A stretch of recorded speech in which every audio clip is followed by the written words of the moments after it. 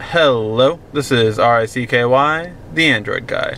Alright guys, today I'm going to be doing a side-by-side comparison on the navigation for the Galaxy S3 versus the iPhone 5. And let's just see how accurate everything is, and also just how the interface looks like. So one thing I really want to just point out in the beginning is with the Galaxy S3 you have a separate navigation app as opposed to just the regular Maps app. So this would be what Google Maps app looks like, as where this is a navigation app. So it's really nice, and you have the recent destinations you've been to, as well as it keeps track of also where you have been to around the same time. So it's really nice. If I normally go to this Best Buy when I'm in this area, then it'll have that ready. So that's a really nice feature. You also have a go home icon, which is nice, and speak to destination, as well as a bunch of starter places. So I have like food places that I like to go to, theaters, you know, all this kind of stuff that where I like to normally go to. And towards the right I do have my contacts. You know, I won't show them for obvious purposes. But yeah, so these are really nice features. With Siri, or with Apple Maps, you can kind of basically go in your contacts menu and then look at that right there at the top, and then it'll bring up your contacts, or it'll save recent searches, but it won't do it by location, which is one feature that I dislike that Google does. It learns where you're at to better service you. All right, so right now we're just gonna say we're gonna navigate to our closest Best Buy, so let's go ahead and do that. I do have to say, with Siri I have to say navigate to, so I'll do that one first, and then I'll do the Galaxy S3. Navigate to Best Buy Culver City. Best Buy Culver City. Matching Best Buy. Tap the one you want directions to. Okay. Getting directions to Best Buy. Head southeast on South Bentley Avenue to Wardlock Range Avenue. Starting route to Washington Boulevard. Okay. So, as you can see, even though I started Siri off a little bit quicker, Google Maps is going to be a little bit faster in terms of just how it moves. Then another thing we want to see is the way the interface looks.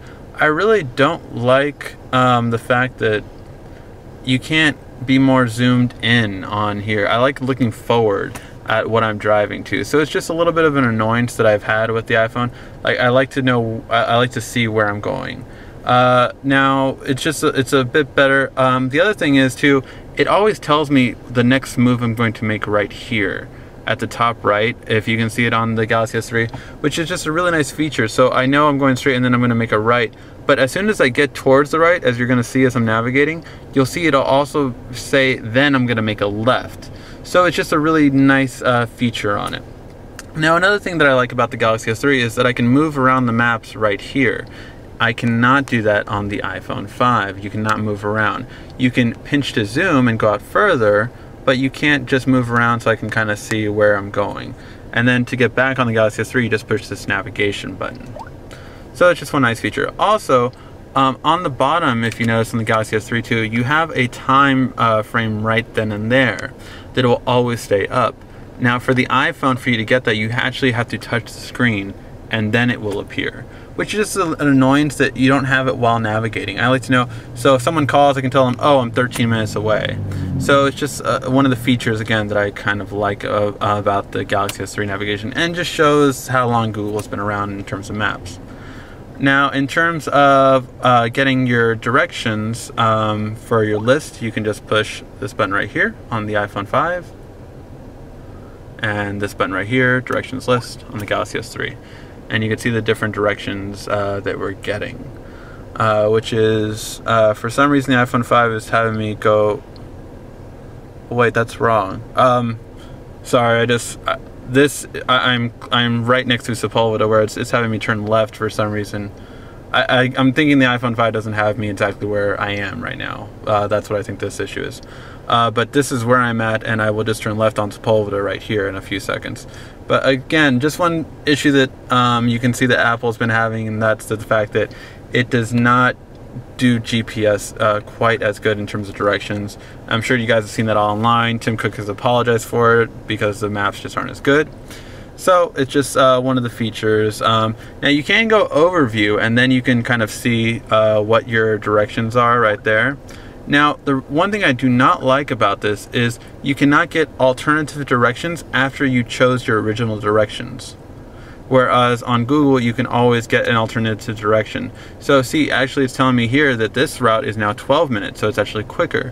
But I can't, after the initial choice of directions for iPhone, you cannot change your directions after that, which is just a really annoyance that you can't do that. But let's stay on the original course and we'll just do it that route. Alright, so now we're going to navigate and see how each maps change while we're navigating.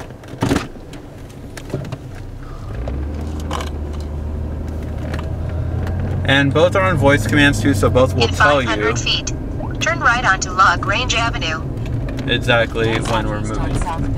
Turn right onto Log Range Avenue, then turn left onto South Sepulveda Boulevard. And so you can see exactly how each one moves. Now, the Apple one did actually finally turn that around and let me know where I'm going next. But it's just a nice feature if it would have it always. Turn left onto South Sepulveda Boulevard.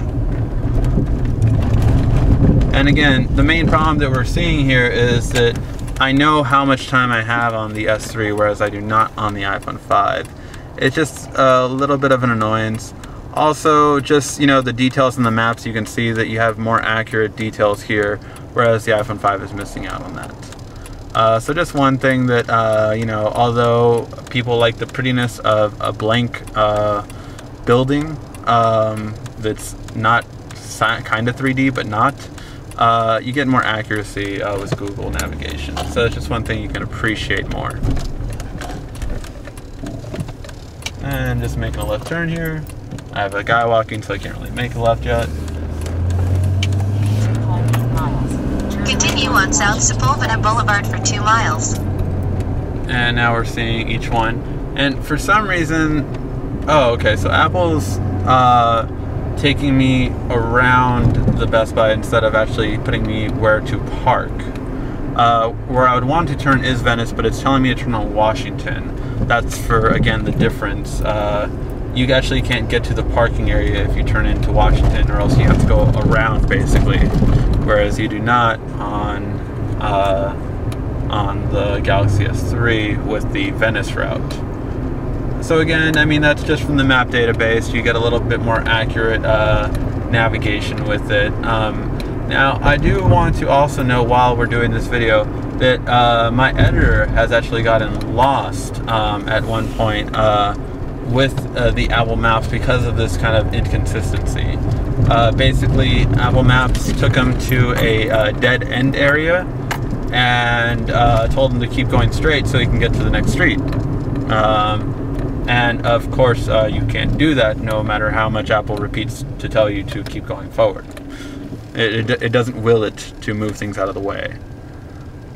So yeah, and so we're on, again, the detail on the streets, you can just notice is a bit more, and it's unrealistic on the iPhone, where it's kind of more concentrating on the 3D aspect instead of actually concentrating on the details of the streets as being the most important thing.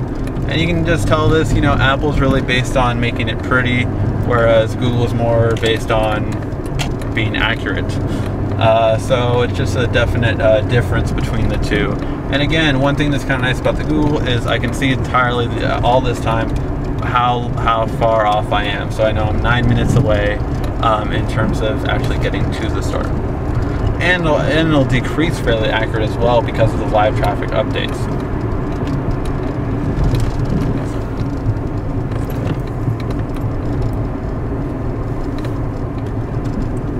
And again, now we'll see how each one goes on terms of, after I make a left, how quickly it'll tell me to then make a right, or then another left, and thereafter. Another thing I definitely want to show you guys too is the ending. The ending has been definitely one thing that a lot of people have complained about on Apple Maps, and that is when you get there, it just disappears. And when Google Maps gets there, it shows you the street view. so you can actually see where you're at and where you're trying to get to. This is especially important for buildings or restaurants that are in a shopping center, so you kind of know where you're going.